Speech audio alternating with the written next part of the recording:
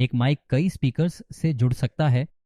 इसका मतलब है कि आपके पास एम्पलीफिकेशन करने के लिए कोई सीमा नहीं है। कभी कभी बड़े क्लासरूम में लाउडस्पीकर की आवाज़ अच्छी नहीं होती है, इसीलिए आप ऐसे बड़े हॉल या क्लासरूम में कई वॉइस एम्पलीफायर्स का उपयोग कर सकते हैं। आप एक को सामने और दूसरे को पीछे रखकर बेहतर एम्पलीफिकेशन हासिल कर सकते हैं। अब हम इस एकल माइक्रोफोन का उपयोग करके इन दोनों स्पीकर्स को पेयर करने की कोशिश करेंगे। चलो प्रक्रिया शुरू करते हैं। सबसे पहले मैं एक के बाद एक दोनों उपकरणों को चालू करूंगा। अब हम दोनों उपकरणों को पेयरिंग मोड में डालेंगे। इसके लिए हम एम बटन को कुछ समय तक दबाकर और फिर लंबे समय तक दबाकर, जब तक पीली लाइट ब्लिंक नहीं हो जाती, देखते हैं क्या होता है। हाँ, ये ब्लिंक हो रही है।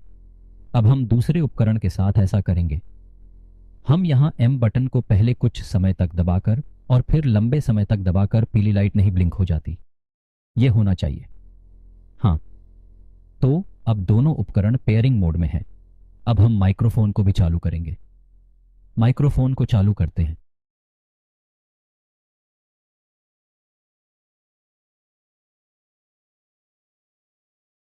हाँ, आप माइक्रोफोन पर लाइट देख सकते हैं। अब हम माइक्रोफोन पर पेयरिंग कुंजी दबाएंगे। चलो इसे दबा और रखो। ब्लिंक रुक गई है, जिसका मतलब है कि दोनों उपकरण एक ही फ्रीक्वेंसी पर पेयर हो चुके हैं और वे कॉमन माइक्रोफोन से जुड़ गए हैं। कैमरे में जो भी आप बोलेंगे वह अब दोनों एम्पलीफायर्स में सुनाई देगी। मैं टेस्ट करके देखता हूँ। वॉल्यूम बढ़ाकर स्पीकर को कानों नज़दीक रखकर देखता हूँ कि क्या कनेक्ट हो गया है। हाँ, मुझे आवाज़ सुनाई दे रही है। दूसरे को भी आजमाते हैं। हाँ, यह समय साउंड दे रहा है। तो हाँ, दोनों उपकरण कनेक्ट हो गए हैं और यही तरीका है एक ही माइक्रोफोन से कई उपकरणों को पेयर करने का।